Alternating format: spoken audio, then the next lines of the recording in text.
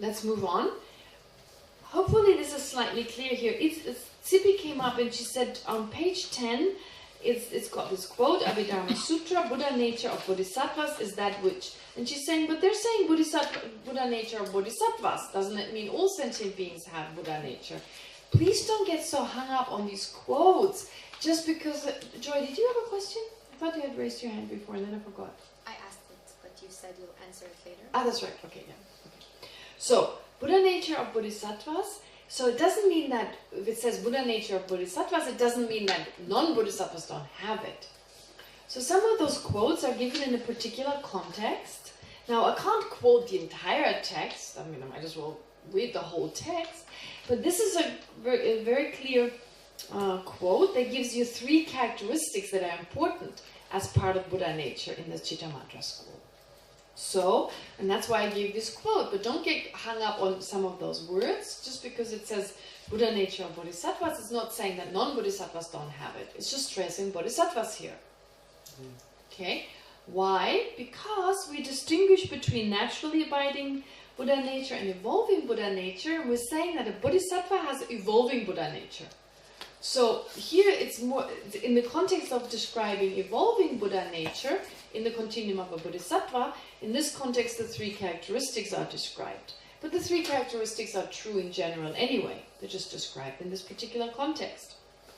And possibly below it says this is also true for naturally abiding Buddha nature. But of course, then that's the quote that's given, is the clearest, and you have the word bodhisattva in here. So, just to remind you again, naturally abiding Buddha nature is the natural seed or the natural potential all of us have. Okay. And it's not been affected yet. It's not yet been affected by listening to the Dharma, etc. Okay. Evolving Buddha nature is that which has already started growing. That potential has started to grow. That ability started to grow, right? Okay. Now, that is described as evolving nature. So when does it start to grow? That's the big question. When you're on the path? Definitely. When you're on the path, you're really moving closer towards. But could it be before that? Could it be before that? When does your naturally abiding Buddha nature, that seed that is just, it's basically just a seed and nothing is happening to it. But when you start nourishing it, you know, like a seed, there are different stages of the seed. There's the seed when it lies there without any nourishment. And then there's the seed that becomes moist, that is warm, you know, that starts growing. It's still a seed for a while, but it starts to already changing. Now this is the comparison here to the evolving Buddha nature. Until it's no longer a seed, it becomes a sprout, that's when you have the Buddha state. Okay? So we use the word seed for that reason. Okay, now when you have this, so when is that moment? When do you awaken Buddha nature? Your new homework. When do you awaken your Buddha nature? When do you think that could be? Okay, in particular from the point of view of the Mahayana. From the point of view of the Mahayana. Because you can also enter the Hinayana path. So you can already have evolving Buddha nature. The seed has grown when you enter the Hinayana path too. Because actually you're getting closer to Buddhahood. Okay, you create the causes and conditions for eliminating the afflictions. But in particular, with regard to the Mahayana Buddha nature, with Buddha nature, when do you awaken your Buddha nature? Before the path? Well, that's the question. I'll give you a hint. Yes, before you enter the Mahayana path. But what is it? What is it that awakens your Buddha nature? What do you think it is? The aspiring bodhicitta? Couldn't be bodhicitta because that's not happening before the path. But I need bodhicitta in order to enter the path. To listen to the teaching. It's simultaneous. To listen to the teaching. So it's not before the path. To listen simultaneous. Bodhicitta, for the first time you generate bodhicitta, the wish to become enlightened for the benefit of all sentient beings. That first moment marks the first moment of the Mahayana path. So then, if it precedes the Mahayana path, it has to precede bodhicitta. Listening to the Dhamma. Alright, let's think about it. What could it be? Listening to the Dharma? We will awaken our Buddha nature? Wow. Compassion. Some of us. The imprint. Okay, never mind. You think about it. Only think about it during the prayer. So it's just something to, again, I haven't answered the question of why it is emptiness yet, but that's because we haven't come to the Mahayana yet. So I'll let you stew with that one. Okay. So, now what it says that naturally abiding, evolving, so we have already a sense, they have all three of them, characteristic. Oh, two of them, sorry. Both have three characteristics. So whether it's the one that's already nourished or the one that's not yet nourished, the point is those seeds of Buddhahood, they have three characteristics, and they're all easy to understand. It has existed since beginningless time. Okay? It's always been there. There's never been a time when it was newly created. Okay, that's pretty straightforward. Now, the next one is a little harder. It is obtained by dharmata. Dharmata. Dharmata just means reality, suchness. So dharmata, suchness, can mean emptiness, but it doesn't have to be suchness. In Tibetan, the word is chuni. It literally means suchness or thusness, just being like that naturally. So when I talk about emptiness, it's the ultimate thusness. But there are other conventional thusnesses, like the fact that things change moment by moment. That's just naturally there. Things just change moment by moment. That is not a karmic result. Very important, not everything is a karmic result. The fact I change moment by moment, it's not a karmic result. It just is. It just is. The fact that there is karma itself is also not a karmic result. It's not like we created the karma for karma. Karma has always been there, right? So that's important. Not everything is karma. And in particular here, with regard to the seed, though it's a seed, though it's an imprint, it's called a seed, it's an imprint, it's a potential. It doesn't have the same characteristic of being, so it's not fully, it doesn't have the full connotation of being left, like an imprint. So you just, in the same way as that bird, whatever the bird eats is not fish. Or there are lots of other words, I don't know, handball. It's not a hand and a ball. Okay? It's a ball that you can touch with your hand. That's why it's called that. And there are so many other examples. I can't think of something right now, but there's so many other examples where the words themselves handsome. Hand and some. Right? When we say a person is handsome, we never think about this. But these words don't necessarily define the object. So, similarly here, imprint doesn't mean it's imprinted. Okay? It just means a seed of potential. And that has always been there. It's naturally arisen. It's naturally there. So dharmata means it's naturally there. Okay? So it's pretty straightforward. Has existed since beginningless time. Of course, karma has existed since beginningless time, but karma does not exist naturally. It is left there. Right? Karma as in like a karmic action or a karmic cause, a karmic result, has existed since beginningless time. We can't posit a beginning. It's not like there was a time when we didn't create karma and then we started doing this. No, we've always created karma, but it was still created by the mind. Whereas this arises naturally, this potential. Okay. And the last one is the hardest to understand. It's the distinctive feature of the 6 sense sources. That is a little difficult to understand. But actually, when we say 6 sense sources, we're actually talking about external 6 sense sources and internal ones. The external ones are visual forms, sounds, odors, tastes, tangible objects, and phenomena in general. They're the object of the mind. Okay? They're the sense sources, but they're the external ones. The internal sense sources are our 6 senses, our 5 sense consciousnesses plus the mental consciousness. Right? The 5 sense sources, as in like the physical basis that is necessary to see things, to hear things, and the mental consciousness itself. The mental consciousness has no physical basis. It doesn't depend on something physical for it to arise. It's just always there. It just needs a formal moment of mental consciousness. Whereas the sense consciousnesses, they require a formal moment of consciousness of any type, but they also require something physical, like an eye, ear, and so forth. Okay, that's pretty straightforward. So, when we say that Buddha nature is the distinctive feature of the 6 sense sources, what does that even mean? So here's a whole explanation of the 6 sources and so forth. And there are 2 different explanations, and both are true, both make sense. One is that Buddha nature is a distinctive feature of the 6 internal sense sources. In a sense that it's a potential, even our senses, they will change when we become a Buddha. And also our mental consciousness, most importantly, will change. Right? Our 6 senses are very limited right now. Our eye sense source, they're all very limited. Basically, the body we have is very limited. Whereas those 6 sense sources, which refer to the body, in the Buddha's continuum, it's very distinctive. So it's a distinctive feature, basically, in that's based on those sense factors, but most importantly on the mental consciousness. Okay?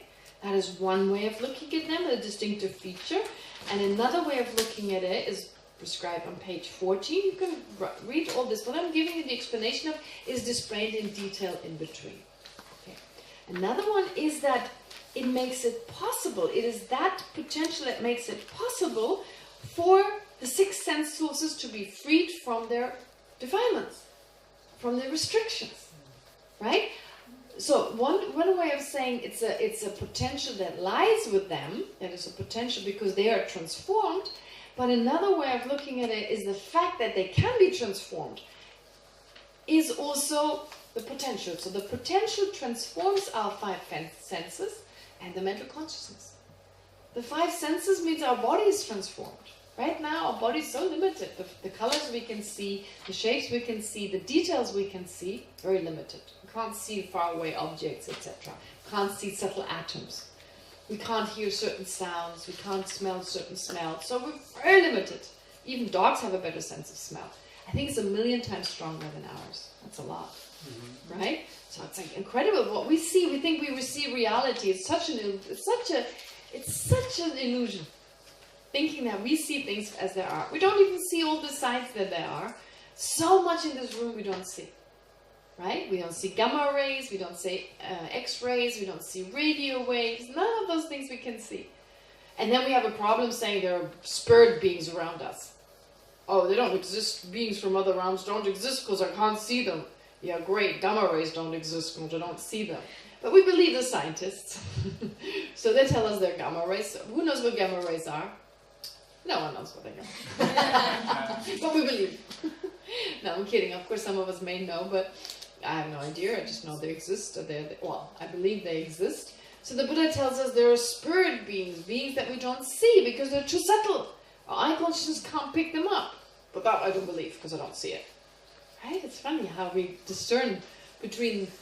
Equally, we don't see them, but those I believe are there and those I don't believe are there. A guy with a fancy PhD has said they're there, so I believe it. A guy with a fancy awakened mind, I don't believe him. No, I'm kidding here. Of course, we shouldn't believe everything, and we should always be skeptical about it. But to consider the possibility that this room is full with things we don't see, I think is healthy. Healthy in order to expand our mind. So, the point being here, the Buddha nature as described in the Chittamatra school, it describes 6 sense sources, and the eternal ones, saying that Buddha nature is a distinctive feature of those 6, in that it makes it possible for those 6 to be transformed. Okay? So basically transforming the first 5 means transforming the body. Transforming the body, gaining a body that can perceive all phenomena with your eye consciousness and so forth. And of course, mental consciousness. Very important. Okay, great. That's it, page 15. I don't need to read all this. If I read through all this, we'll spend so much time just reading, so many little nitty-gritty details. I wanted to give you the material in its traditional form, because otherwise there may be things you miss out on if you don't have it.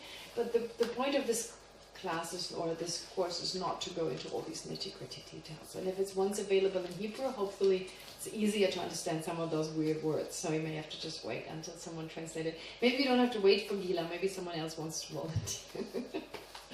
The thing is, why we bother with all the lower schools? Why bother? Because we know we already aim for the higher school. Well, if you don't understand the higher school, but it helps you by understanding the lower schools to get a better understanding of the lower school. That's like saying, why bother going to elementary school? Why not go to... No, it's when you already going to university, why bother But are you going to university? Do you understand exactly the...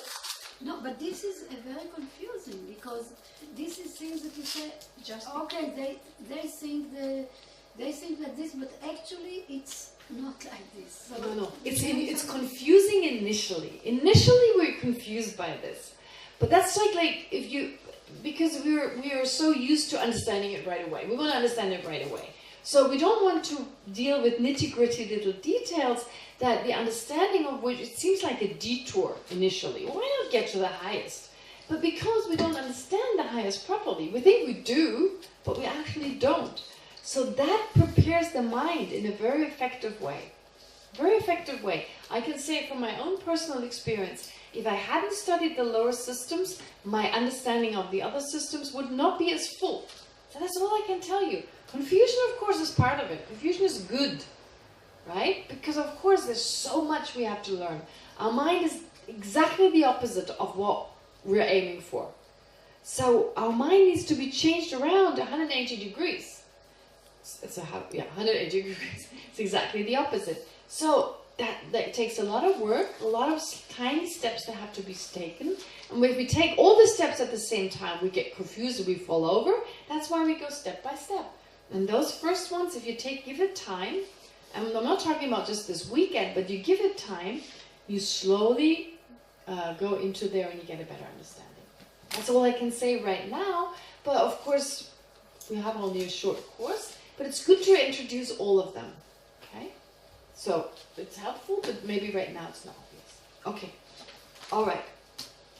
Now, so far, just what have we been talking about? We've been saying that in the lower schools, they talk about that which you need to become a Buddha is not even a potential. They don't even mention a potential. They look at the result of the potential, which is one of the steps in between. So they look at the ability, being content with simple dwelling, simple food, simple clothing, okay, and having delight in meditating. Okay, we all understand that we need all this.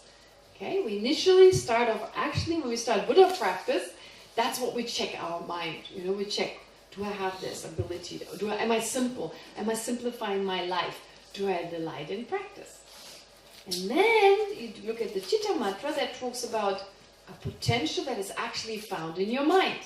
So the cause for these initial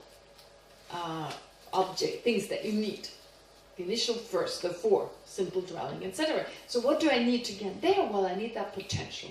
So we understand the potential. We understand the potential from the point of view, the one that is just a potential. It's not yet, it's like a seed in a storehouse. It's just a seed. It's there in the form of a seed. It doesn't evolve. That would be the naturally abiding Buddha nature. And then you have the seed that starts to grow. Still a seed for a certain period of time, until it grows into that which it's supposed to take us to. So from that point of view of the seed having started to be nourished by listening to the Dharma, contemplating on it, and so forth, well, that seed now, as it starts growing, that's called evolving Buddha nature. That's also pretty clear. The question is, of course, exactly what is it? So the nourishment starts when we start listening and contemplating on the Dharma. But it awakens. We talk about an awakening of the seed, which that stage you don't have with the natural seed. But there's this word awakening something. So when do we awaken? That's a new question that comes up, and we'll discuss this in great detail. But again, it becomes more part of the Mahayana explanation, the Madhyamika explanation. Okay. We've also learned there's three characteristics of Buddha nature. One, it has always been there. Secondly, it's there naturally. It's not like a karmic action put it there. No, it's always been there. And lastly, it transforms the six sense sources. It is a distinctive feature of the six sense sources in that the six sense sources are its basis, right? It's that which is transformed, but it's also that which enables that transformation. What is the difference between the first and the second? Okay. If it has always been there, then it means it's nature. No. Anger has always been there, Okay. but it's not natural. Right? Yes. Yeah. Okay.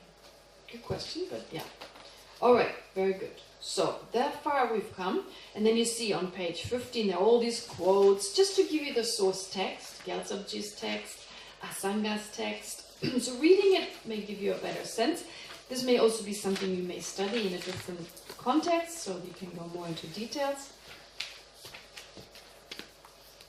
Okay, and now the question is there something that is both naturally abiding Buddha nature and evolving Buddha nature? Can you have something that is both naturally abiding Buddha nature and evolving Buddha nature? Was that gesture a no next to Liron? Was that a no? No, it wasn't a no. It was a no. Okay, so she says no. Does everyone else agree? I do not agree. You do not agree. I think that when we have a Buddha nature, which is the potential, we still have to evolve it all the time until we get there. No. But this is different. Okay. You see, you didn't understand what this means. Naturally abiding Buddha nature is the potential that has not yet been affected by listening and contemplating on the Dharma, whereas evolving Buddha nature is the potential that has been affected. So to give you the example, the seed in the storehouse versus the seed that started to transform. So are those two contradictory or not?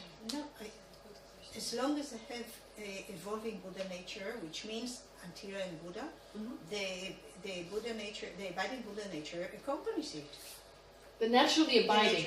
So I'm talking about two potentials here? No, she said no, it's not possible. You said that what implies what you explained now, that since the seed starts to sprout, it stops. It stopped, the potential stopped. Now it's evolving. Yes, that's why I wanted to know whether she shook her head, because she was right. So basically the idea is really, I mean, I don't disagree with what Nissim says and what you say, in the sense that what Nissim is saying, well, it has to evolve, it has to continue to evolve. That is true, but that doesn't mean they're not contradictory. What you're saying is not only the evolving, it's not just you evolve it, but it naturally abides. But you just don't call it any longer a naturally abiding one. It's again, we're caught up in the name.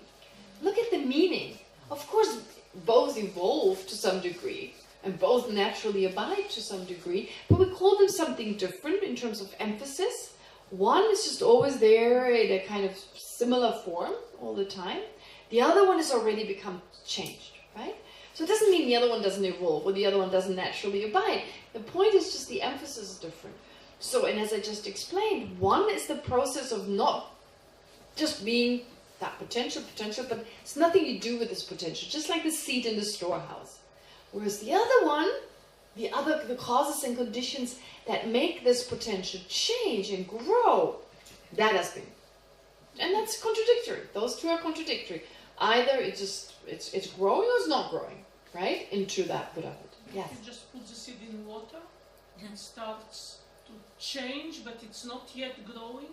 It's growing. It's growing. If you put it in water, a few hours, and it's bigger. It's not fully growing. Yeah, but you can stop the process. Well, that's where the analogy falls short. So the analogy, we cannot, actually you can just stop the process too. You can start to evolve it, and then you thought, oh, sentient beings suck, I don't want to become a Buddha. And then you stop it. That's actually possible. At some point you can no longer stop it, but there is, in fact, and I'm glad you bring it up, it's actually a good point. So the analogy does fall short because the seed can get rotten.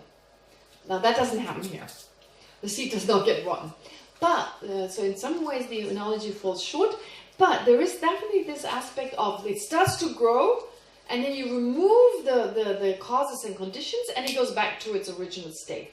That is also true, because, and that's an important part, I said that at some point your love and compassion can no longer degenerate. It can only go stronger or remain the same, but it can no longer go down. But up to that point, you can lose it. So you can basically generate great love and compassion for other sentient beings, enter the Mahayana, which means you now have the wish to be fully enlightened for all sentient beings. You're so concerned for other sentient beings' well-being and happiness, and now to bring about, to fulfill your wish to have benefit others, you generate bodhicitta. When you do that, all you need So all sentient beings, it's like that's your focus. From now on, my focus is the welfare of all sentient beings. I brush my teeth for the welfare of all sentient beings. I eat directly or indirectly. I do everything for others. And I meet one person and they really annoy me. This obnoxious person who's really going on my nerves. And one day I think, okay, I want to be enlightened for everyone, minus him. That's all sentient being minus one. Well, he knows bodhicitta, by definition. It's not like it's like it's easy to get it back. You've already gotten there, right? It's not that hard. But all sentient beings minus one is no longer all sentient beings. And there are a lot of stories like that where you hear about this obnoxious person came along and that obnoxious person comes along. And we can totally identify with that, right? You go to a teaching and His Holiness talks about love and compassion and you can feel it.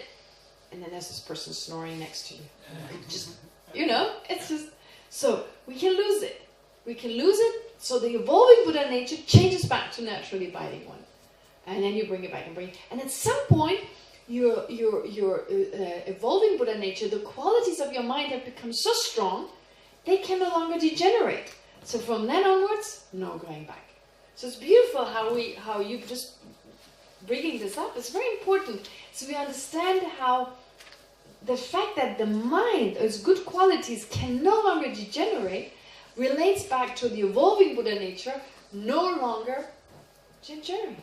Perfect. No longer degenerating, no longer changing back to naturally abiding Buddha nature. Yes. So would you say that every sentient being has the natural abiding Buddha nature, but only humans have the evolving? Ah, good point. Good point. Only humans, that's the question. Only humans? Can there be some bodhisattva dolphins? I'm not talking about bodhisattva spiders. No, I'm kidding. I don't know. I don't know. Actually, Celestial realms. yeah, the some of the celestial realms, there's said to be bodhisattvas in there. So you can be, but actually the best to generate newly bodhicitta, the best base is said to be the human one. To initially generate the wish, to initially start the Dharma, it's very difficult as for animals. Very difficult. I don't want to say it's impossible. There could be some special animals, but it's pretty unlikely. Let's put it that way. And in the celestial realms, you have too much happiness. In the lower realms, you have too much suffering. The human realm is a perfect realm because it combines those two very well. A lot of suffering, but not too much to kind of paralyze you to such a degree that you can't stand up to do anything. So there's a certain degree of happiness, a certain degree. So in general, we would say it's best to be human. But you can then, once you become a bodhisattva, you can then, of course, be reborn in different places for the benefit of others. Yeah. Yes, Joy. I'm not sure I understand. Huh? The seed we're talking about Yeah. is the seed of Buddha nature, or it's the seed of love, seed of compassion, seed of different things. Okay, the seed of Buddha nature versus the seed for love and compassion. There she brings an extra complication. What is the difference between the seed of Buddha nature, the seed of Buddhahood or Buddha nature, versus the seed for love? I don't want to answer this right away. It's a very good question. Think about it. Adding some extra complication is just helping our mind to get a better understanding by thinking about it. If I answer it right away, you won't get the same understanding versus I'll ask you to answer. So, what is the seed that is the seed for Buddhahood? How does it differ, or does it differ from the seed or the potential for love and compassion? Right? And I'm not talking about baby love and compassion, which we all have. We're talking about love directed at all sentient beings. Okay, good question. Very important question. Yes? How come the change, it's reversible, the compassion towards some point, is so easy to change, and anger, for instance, is so hard to change in the mind? One is snoring and all the bliss is gone, and anger, it's very hard. It sticks. Why is it hard to get rid of one versus why is it hard to keep one? Are you saying why is it so hard to get rid of the anger, and why is it so difficult to generate compassion? Is that your question? No, it's so fragile.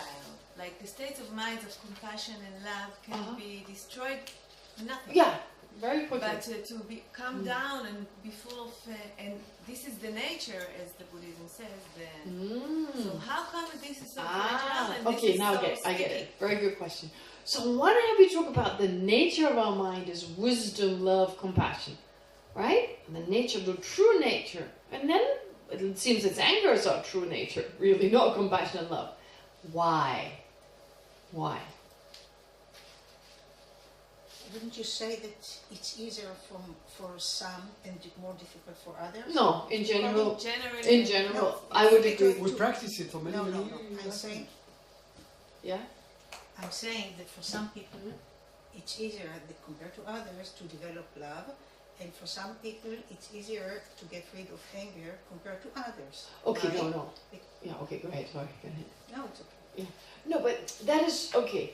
That is, but in general, ordinary beings. No, I'm I saying think that that's the a answer question. is because we have strong imprints in general. It's different from one to other, but we have strong imprint for others. We have the ability to develop love, but since we haven't used it, we haven't developed it, it's difficult to let it grow. And all the anger that we... But why? We have strong imprints to become fully enlightened. Very strong Because from imprints. beginning of that time... This we is the developed- nature. It's the nature. It's the nature plus we have the imprints. Except from beginning's life, we haven't. Why did it start? I don't know. But from beginning's time, we haven't developed the compassion, but we keep doing the things that enhance the anger. Why? Ignorance. Ignorance. Yes, because we have this perception of reality that perceives the opposite what is there, and it's there the whole time. It's like our perception of reality colors everything. That's the main problem. Our misperception of believing things to exist in the opposite in which they actually exist. Because we're driven by that. We have no choice. So really that's where the wisdom aspect comes in. It's really the root of this misperception. We need to become aware that everything I see reinforces my afflictions. It's terrible. Every thought I have is a thought of an inherently existent this, inherently existent that. I exist inherently. I'm the center of the universe, therefore. I exist inherently. I'm the center of the universe, right? And so therefore my actions are governed by that. And I never stop. I learned so much in school. So much in, high school, university. No one ever told about that. That kind, who talks about it? Right? In no other religion you find that explanation. Okay? So it's only in Buddhism you hear, and that's so difficult. It's like, are you kidding me? What are you talking about? So, because we so perceive the opposite, it's like, right? So that's our main enemy. We need to become aware of each moment we perceive things totally the opposite. So we're totally trapped in that. We could just tackle that. Important question, very important question. That's why it's so easy. Yes.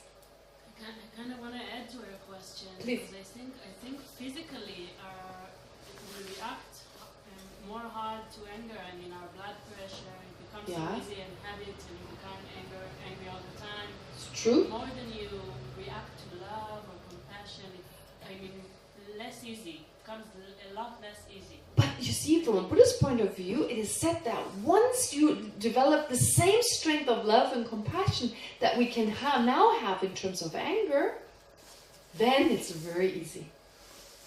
But again, it's that misperception. It is so strong, and therefore our habits are so strong.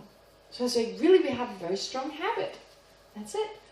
And so slowly, as both of you were saying, the imprints are slowly. So we're not just addressing the wisdom, but we're also reducing already. So actually, Joy had that question. She's like, are we addressing the individual afflictions, or are we addressing them together? Initially, we can't address them together. They're too powerful.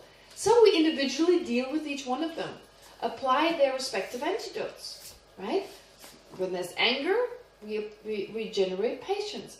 When there is jealousy, we generate rejoicing. So because they're so strong, we individually deal with their But the main goal is to generate an understanding of reality. And once we realize emptiness, then just that mind will eliminate them naturally. So it's a bit like, give me an example. You burn away, let's say you're trying to clean your yard. And you make a fire and everything is gone. But the coarser ones, initially you need to just remove them. You need to put them to the side, right? So you deal with each one of them until they have become subtler, and then with one fire, you burn everything away. So wisdom is that fire. But it cannot initially arise, the fire cannot burn, if there are all these coarse afflictions. So it's really the mind that becomes the antidote, that burns away all the afflictions, but that mind, that vacuum cleaner, can only become active when the coarser ones have been reduced. They're like they're in the way to make that wisdom arise. So initially we start to deal with them individually, until there's more space in the mind, wisdom can grow. The wisdom that when it arises eliminates the rest, when that can grow, the rest just goes. The subtler ones go. And then it's forever? Forever. Forever. Forever. For and ever after. Yeah, for always. Okay, great. Okay, this is good. I like your questions. Some may feel like, well, we're getting off the topic, but you're actually just enabling me to make sense of the entire topic in the whole context. Because if you understand Buddha nature but not in the context, well, it's pretty much useless or not very helpful. Okay. All right. Now, we have 5 more minutes to go. Please remind me. It's big. I can see it. Okay. Because I can go over time easily. Unintentionally. So, therefore, so far, I think we're getting some sense. Okay? But now, of course, Buddha nature, it sounds very simple. But actually attaining Buddhahood, there are many different ways. In fact, there are 3 different ways to become a Buddha. 3 different ways. What are those 3 different ways? First, become what's called a hero. Attain, and I'll explain what that means. Become a hero and then become self-liberated and thereafter become a Buddha. Or, first become a solitary realizer, become self-liberated, and then enter the Mayana, become a Buddha. Or, enter the Mayana from the outset. So you have 3. Okay? So I'll say again what that means. What it really means is, when you were introduced to Buddhism, there are actually 2 goals described. 2 final goals. One is to liberate ourselves from all our afflictions. Get rid of our ignorance, get rid of our misperceptions. And the afflictions. But then there's another goal that is described. Not just that, but to also become a Buddha. And there's a difference between the 2. So it's really just saying, remove the afflictions, remove the negative states of mind, gain incredible happiness, but still, the mind is still afflicted. The mind is still not able to perceive all phenomena. Because there's some left over. The imprints leave a tendency, they leave a residue which obscures the mind from being omniscient. So, the example is the garlic vessel. Of course, you've all heard the garlic. So our mind is like a vessel. You put in garlic, that's like the afflictions. But the garlic, if it's there long enough, it leaves a smell in the vessel. And that is like the imprints. Okay, the imprints. Each affliction leaves an imprint. It leaves some residue there. And so you remove the afflictions, but you still have the smell. Right? I have to laugh because once I asked an Emory student, I give the exact example. So when you remove the garlic, what are you left with? She said, some more garlic? It just wasn't so obvious that there's a smell in the vessel, so the only thing, a little bit more garlic. Anyway, I always have to laugh when I give the example. I have to think of her. But the point is like, you have that vessel, you have removed the coarse afflictions, but every mind leaves something in the, every mind still leaves something in the mind, like some residue, some tendency, and those tendencies are harder to remove. And so removing those would mean you remove the last kind of mud in the mind, and the mind has become omniscient, and now you can know everyone else's mind, and you can tell them exactly what's best for them to do. Whether they do it or not is up to them, but at least we can guide them in the most effective way. So we talk about these two goals. Now, there are two different people in general. There are those who want to go to Buddhahood right from the beginning, and those who find that overwhelming. Just remove the garlic. That's it. That's how far I can go right now. Even if I know of the possibility of a full enlightenment, that's not for me right now. For me right now, taking the responsibility for all sentient beings is too much. And so therefore, I aim for self-liberation. Okay? So you have already two types of people. Two characters. Okay, they're just going different ways, and it's just temporarily that one goes this way and the other one enters the Mahayana, whereas the other person who's aimed for self-liberation, they will join the others eventually. Okay, once their mind is free from all the afflictions, then sooner or later they will have an interest to become Buddhas, because there's still more work to be done. And then of those who enter the self-liberation path, there's said to be two main characteristics. Those who are more social and those who are less social. That's it. The social one and the less social one. In a sense, the hearers, they hear a lot of Dharma, they hear a lot of teachings. They may even teach the Mahayana. They may even teach the Mahayana without practicing it. They hear the teachings, listen to them, pay attention, and they can explain them beautifully to a bodhisattva, but it's not their thing. So around the time of the Buddha, you had those beings. Not interested in the Mahayana, but very attentive to the teachings, great scholars possibly. So they were called hearers. And then there were those who were more likely to be on their own. They wanted to figure it out themselves. They didn't want to be with others. And we have those tendencies even nowadays. People who are more social and less social, even in a spiritual context. And so the latter ones are called solitary realizers. Okay, so those tendencies. So there are different natures, different potentials that people come up with. And in that case, we have to also give an explanation. So if you can read from page 17, that would be helpful. If you can go reading as a preparation for what comes in the afternoon. I kind of did the math. I divided the pages we have into the hours we have, and it's kind of like 6 to 7 pages per hour. In the beginning, it's a little slower. So we have already had almost 4.5 hours already. I haven't been able to do 6 times 4, but never mind. 17 is not too bad, and we'll continue faster on. But please continue reading. 17 until however far you can go. 50. I mean, read as much as you can, and then for next time you read it again. The study of Buddhism is about repetition, so no problem to repeat. Okay, great. 1 minute after 12. We can dedicate in the evening, so we don't need to do it now. We'll keep going. Please don't forget the in-between session is very important. Food is important too. We can do both. Utilize the in-between session, silence, and reflect on some of the ideas. What else did I ask you to reflect upon? The difference between the seed of love and the compassion. Very good. The difference between the seed of love and compassion, or the potential for love and compassion, versus the seed for Buddhahood. What's the difference between the two? Very good. What else?